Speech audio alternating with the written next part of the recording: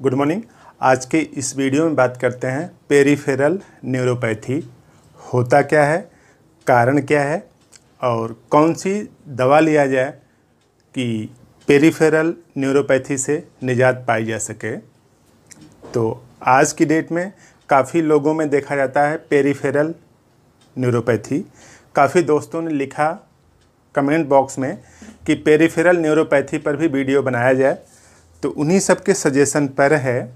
कई लोग continuously suggest करते रहते हैं, विकास कुमार, सुधा वैद्य, इसी तरीके से और कई लोग हैं जो सजेस्ट करते रहते हैं। उन्हीं के सजेशन पर ये वीडियो अपलोड किया जा रहा है। तो स्टार्ट करते हैं। तो देखिए, न्यूरोपैथी पेरिफेरल तीन टर्म है, एक तरह से समझा जाए तो। पेरिफेरल न्यूरोपैथी मतलब जो नर्व है वो पैथोलॉजिकल हो गई है। नर्व जब पैथोलॉजिकल हो जाए तब उसको क्या बोलते हैं, न्यूरोपैथी। पेरिफेरल क्या है, इसी को समझते हैं। इसको समझने से पहले थोड़ी सी साइंस समझते हैं। तो देखिए, जो ब्रेन है ना, जो ऊपर वाला पोर्शन है जिसको खोपड़ी के अंदर जो ब्रेन है, उसमें 12 पेयर क्रैनियल नर्व निकलती हैं और वो 12 पेयर क्रैनियल नर्व पूरा फेस वाला पोर्शन, ईयर वाला पोर्शन, इंक्लूडिंग नेक, गर्दन वाला पोर्शन और ये दोनों कंधे वाला पोर्शन को नर्व सप्लाई करती हैं। तो ब्रेन से 12 पेयर क्रैनियल नर्व निकलती हैं, तो इन सब पोर्शन को सप्लाई करती हैं। ठीक उसी तरीके से जो नीचे वाला पोर्शन है पीठ में, स्पाइनल कार्ड, बैकबोन में स्पाइनल कार्ड है अंदर की तरफ, तो स्पाइनल कार्ड से भी नर्व्स निकलती हैं और वो टोटल 31 पेयर होती हैं, 31 पेयर होती हैं। चूँकि स्पाइनल कार्ड से निकल रही हैं इसलिए उसका नाम है स्पाइनल नर्व। तो यूँ समझ लीजिए, बॉडी के पूरे पोर्शन को नर्व सप्लाई है 12 पेयर क्रैनियल नर्व से और 31 पेयर स्पाइनल नर्व से। उन्हीं से सेंसेशन स्किन से ब्रेन तक पहुंचता है या स्पाइनल कार्ड तक पहुंचता है, स्पाइनल कार्ड और ब्रेन से उस भाग तक पहुंचता है। यूँ समझ लीजिए मैसेज का आदान प्रदान होता है। तो इस तरह से ये जो बॉडी है इसमें पूरी नर्व सप्लाई जो बनी हुई है वो 12 पेयर क्रैनियल नर्व और 31 पेयर स्पाइनल नर्व, कुल मिला के कितना हो जाएगा, 43 पेयर्स। इतने पेयर्स का जाल बना हुआ है पूरे शरीर में, तब जाके मैसेज बॉडी एक दूसरे से कम्युनिकेट करती है। और ख़ास बात, इन क्रैनियल नर्व और स्पाइनल नर्व के अलावा जो भी पोर्शन है सब पेरिफेरल नर्व बनाता है। यानी इन नर्व्स के अलावा जो भी पोर्शन है तंत्रिका तंत्र का, वो सब क्या बनाता है, पेरिफेरल नर्व ना। तो देखिए, नर्व्स बियॉन्ड, किसके बियॉन्ड, ब्रेन और स्पाइनल कार्ड के, यानी इन दोनों को छोड़ करके नर्व बियॉन्ड ब्रेन और spinal cord is called peripheral nerve. यानी जो 12 पेयर क्रैनियल नर्व हैं, 31 पेयर स्पाइनल नर्व है, इन सब के अलावा भी बॉडी के पोर्शन को जो नर्व सप्लाई होती है और उन्हीं को आप क्या बोलते हैं, पेरिफेरल नर्व। यूँ समझ लीजिए कि जैसे जो ब्रेन है उससे निकलती हैं नर्व्स और स्पाइनल कार्ड से भी निकलती हैं। तो स्पाइनल कार्ड से मान लीजिए एक नर्व निकलती है इस तरह से, तो आगे डिवाइड होती रहती है, डिवाइड होती जाती है। तो एक छोटा सा पोर्शन, एक छोटी सी एरिया जहाँ पे जाके एंड हो जाती है और उसी को क्या बोलते हैं, डर्मेटोम। उसको क्या बोलते हैं, डर्मेटोम। तो छोटी यूनिट है जहाँ पे नर्व सप्लाई है, तो वहाँ से डर्मेटोम से, यानी जो स्किन वाला पोर्शन है, वहाँ से सेंसेशन ब्रेन तक या स्पाइनल कार्ड तक पहुँचता है। उसी के करिस्पॉन्डिंग जो ब्रेन या स्पाइनल कार्ड है वो फिर मैसेज को कम्युनिकेट करता है कि क्या करना है। मान लीजिए यहाँ पे छोटी सी चींटी आ जाती है, तो यहाँ से इन्फॉर्मेशन ब्रेन तक जाएगा, यहाँ से इन्फॉर्मेशन स्पाइनल कार्ड तक, फिर ब्रेन तक, फिर ब्रेन दूसरे हाथ को बोलेगा या एक्टिवेट करेगा कि उस चींटी को हटाया जाए। इस तरह से तो ये प्रोसेस चलता रहता है। अगर यही जो डर्मेटोम वाला पोर्शन है, अगर ये डैमेज होने लगे, अगर ये डैमेज होने लगे तो उसी अवस्था को क्या बोलते हैं? Neuropathy. Damage to the nerve that carry message to brain and spinal cord. यानी जो पेरिफेरल न्यूरोपैथी है उसमें जो नर्व है जो मैसेज ले आती है ब्रेन और स्पाइनल कार्ड तक, अगर उसका डैमेज हो जाए, उसकी फंक्शनिंग कम हो जाए, उसी अवस्था को क्या बोलते हैं? Peripheral neuropathy. तो यूँ समझ लिए पेरिफेरल न्यूरोपैथी में जो मैसेज ब्रेन या स्पाइनल कार्ड तक आता है स्किन से या किसी छोटे डर्मेटोम वाले पोर्शन से, वो ठीक से नहीं आ पाता है या इम्पेयर्ड हो जाता है। उसी पूरी व्यवस्था को क्या बोलते हैं? Peripheral neuropathy. कॉमन रीजन की अगर बात किया जाए तो सामान्य कारण क्या क्या हो सकते हैं? तो सबसे प्रमुख कारण क्या है? डायबिटीज़। सबसे प्रमुख कारण क्या है? डायबिटीज़। सब लोग जानते हैं कि जो डायबिटीज़ है उसमें शुगर लेवल बढ़ा रहता है।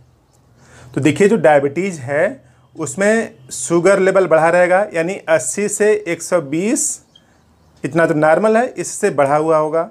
अगर इससे बढ़ा हुआ होगा तो ब्लड की जो डेंसिटी है, ब्लड की डेंसिटी वो ज़्यादा हो जाएगी, और ब्लड की डेंसिटी अगर ज़्यादा हो जाएगी तो ब्लड की जो ऑक्सीजन डिजॉल्विंग पावर है वो कम हो जाएगी। ब्लड की डेंसिटी बढ़ गई क्योंकि उसमें शुगर बढ़ गया है, तो ब्लड की जो ऑक्सीजन डिजॉल्विंग पावर है वो क्या हो जाएगी? कम हो जाएगी। और ब्लड की जब ऑक्सीजन डिजॉल्विंग पावर कम हो जाएगी तो लास्ट वाला जो पोर्शन है ना, जो लास्ट वाला पोर्शन है उसमें ऑक्सीजन पहुंचने की जो संभावना है वो क्या हो जाएगी? कम हो सकती है।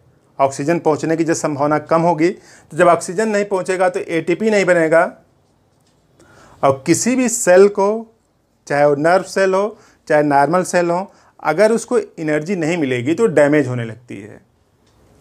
तो इसलिए जो डायबिटिक पेशेंट हैं उनमें संभावना बनती है पेरिफेरल न्यूरोपैथी में डायबिटिक रेटिनोपैथी हो जाती है, या फिर फूट में भी पेरिफेरल न्यूरोपैथी हो जाती है।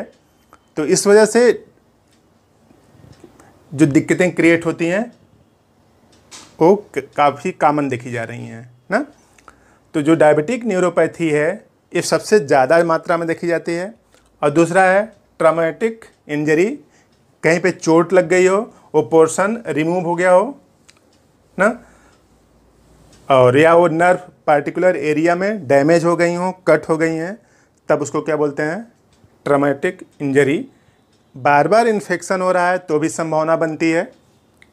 और मेटाबॉलिक प्रॉब्लम, मेटाबॉलिज्म ठीक नहीं चल रही है तो भी ये समस्या उत्पन्न हो सकती है। या फिर आर्सेनिक फास्फोरस पॉइजनिंग हो गई है, बॉडी में एक्सेस हो गया है तो भी हो सकती है। तो इस तरह से कॉमन काज हैं डायबिटीज़, ट्रॉमेटिक इंजरी और इन्फेक्शन, मेटाबॉलिक सिंड्रोम और फास्फोरस, आर्सेनिक, इन सब की पॉइजनिंग अगर हो गई हो तो भी हो सकती है पेरिफेरल न्यूरोपैथी। तो इस तरह से ये समस्या काफ़ी लोगों में देखी जा रही है। और सबसे मेन रीज़न क्या है? डायबिटीज़ है। तो जिनको भी डायबिटीज़ है कोशिश करें दिनचर्या से, लाइफस्टाइल से डायबिटीज़ नियंत्रण में रहे ताकि उसकी कॉम्प्लिकेशन ना होने पाएँ। डायबिटीज़ की कई कॉम्प्लिकेशन हैं, ऊपर की वीडियो में आप उसको देख सकते हैं। तो इस तरह से डायबिटीज़ के कॉम्प्लिकेशन से बचने के लिए लाइफस्टाइल को बैलेंस रखिए, फूड सप्लीमेंट भी बैलेंस लीजिए। तो डायबिटीज़ के कॉम्प्लिकेशन में जैसे फ्रोजन शोल्डर होता है, डायबिटिक न्यूरोपैथी होता है, डायबिटिक फूट होता है, तो ये सब नहीं होने पाएंगे। और लक्षण की अगर बात करते हैं तो अगर नर्व डैमेज हो रही है किसी भी लोकलाइज्ड एरिया में तो उस एरिया में क्या क्या लक्षण आ सकते हैं या फिर उसके जनरल इंडिकेशन क्या है, अगर उसकी बात करें तो तलवे या हाथ के पंजे में संवेदन शून्यता। कहेंगे तलवे और हाथ में क्यों लिखा गया है? इसलिए लिखा गया है कि यहाँ पे देखिए जो स्किन है ना ये मोटी है, यहाँ पे ब्लड सर्कुलेशन ऑलरेडी पहले से कम है, यहाँ पे ब्लड सर्कुलेशन पहले से कम है। अगर डायबिटिक या किसी कंडीशन की वजह से अगर यहाँ पे ऑक्सीजन न्यूट्रिएंट अगर कम आ रहे हैं तो यहाँ के नर्व को डैमेज होने की संभावना ज़्यादा है। और दूसरा है स्पर्श के प्रति अधिक संवेदनशीलता, सेंसिटिविटी उसकी बढ़ जाती है क्योंकि डैमेज हो रही है नर्व्स इस वजह से। और मांसपेशियों में कमजोरी, मांसपेशियां जो है कमज़ोर हो सकती हैं, वीकनेस आ सकती है क्योंकि उनको सिग्नल ही नहीं मिल रहा है कि उनको करना क्या है। भाई मांसपेशियां तब काम करती हैं जब ब्रेन से सिग्नल आता है, जब ब्रेन से सिग्नल इफ़िशिएंट नहीं आएगा तो मांसपेशियों कमज़ोर हो सकती हैं ना। और तीव्र चुभने वाला या ठंडा जलन भरा दर्द हो सकता है, उस एरिया में चुभने वाला दर्द, जैसे कुछ चुभोया जा रहा है, ठंडा या जलन भरा दर्द हो सकता है। गर्मी के प्रति असहनशीलता, जो थर्मोरिसेप्टर हैं वो एक्टिवेट हो जाते हैं, तो थर्मोरिसेप्टर एक्टिवेट हो जाते हैं इसलिए गर्मी के प्रति असहनशीलता उत्पन्न हो जाती है। और बहुत अधिक पसीना आना, एक्सेस स्वेटिंग, खूब ज़्यादा पसीना आना, या फिर क्रॉनिक केस में पसीना नहीं आता, एकदम पसीना नहीं आएगा, बहुत अधिक पसीना आना या फिर एकदम पसीना न आना। और हाथ पैर में दस्ताना पहने जैसा आभास होना, जो हाथ पैर हैं उसमें लगता है कि जैसे दस्ताना पहने हैं जबकि पहने नहीं होते हैं। तो अगर इस तरह के सिम्टम्स आ रहे हैं तो इंडिकेशन है कि पेरिफेरल न्यूरोपैथी शरीर में हो रही है, नर्व डैमेज हो रहे हैं। जिस पोर्शन में नर्व डैमेज होंगी उस पोर्शन में ज़्यादा दिखेगा। तो इस तरह से ये पेरिफेरल न्यूरोपैथी के सिम्टम्स हैं। देखिए, जो भी ट्रीटमेंट है इस बात पे डिपेंड करेगा कि किस वजह से आपको पेरिफेरल न्यूरोपैथी हो रही है। एग्जैक्ट ट्रीटमेंट इस बात पे डिपेंड करेगा कि किस वजह से हो रही है। अगर कॉमन मेडिसिन की अगर हम लोग बात करें तो किसी भी होम्योपैथिक मेडिकल स्टोर पर आसानी से मिल जाएगी, आप इसको लेके यूज़ कर सकते हैं। इसके अलावा भी कई मेडिसिन हैं, तो अगर आप कंसल्टेंट करते हैं तो और बेहतर सहायता की जाएगी। तो कॉमन मेडिसिन की अगर बात करें तो पहली मेडिसिन है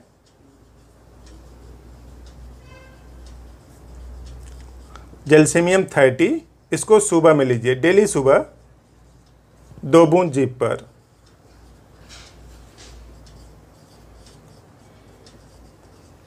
ठीक, जैल्सीमियम 30 ये नर्व का पोषण करती है और जो डैमेजिंग इम्पैक्ट है उसको निगलेक्ट करती है। और दूसरा है रूटा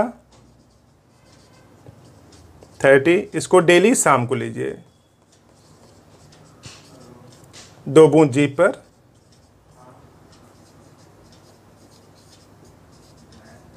और तीसरी दवा है बायो कॉम्बिनेशन 28 नंबर।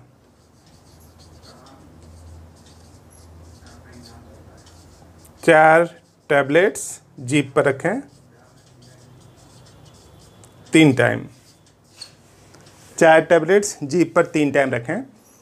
तो ये जो रूटा है, जो नर्व इंजरी है ना, उसके लिए बहुत अच्छा काम करती है। नर्व कहीं पे इंजरी हो गई है, ट्रॉमेटिक इंजरी हो गई है, या फिर काफ़ी देर तक बैठे रहने से जो नर्व में इंजरी हो गई है उसको रिपेयर करती है। जैल्सीमियम नर्व्स का पोषण करती है। और जो बायो कॉम्बिनेशन 28 नंबर है ना, इसमें वैसे साल्ट हैं जो कि बॉडी में पाए जाते हैं, तो साल्ट को बैलेंस करेगा, एक्सेस नहीं होने देगा, साल्ट को बैलेंस करेगा ताकि मेटाबॉलिज्म ठीक से चले। तो इस तरह से एक कॉमन सी मेडिसिन है जो कि कोई भी यूज़ कर सकता है जिसको पेरिफेरल न्यूरोपैथी के सिम्टम्स आ रहे हैं। तो इस तरह से एक ब्रीफ रिव्यू रहा पेरिफेरल न्यूरोपैथी का। तो इस तरह से आपको और जानकारी अगर चाहिए तो आप कमेंट बॉक्स में लिखें, उस पर भी वीडियो बनाए जाएंगे। तो इसी तरीके के और वीडियो पाने के लिए प्लीज़ इस चैनल को सब्सक्राइब करें। अगर अभी तक आपने नहीं किया है तो प्लीज़ सब्सक्राइब करें, वीडियो को लाइक करें, फ्रेंड्स को भी शेयर करें। तो आपने पूरा वीडियो देखा।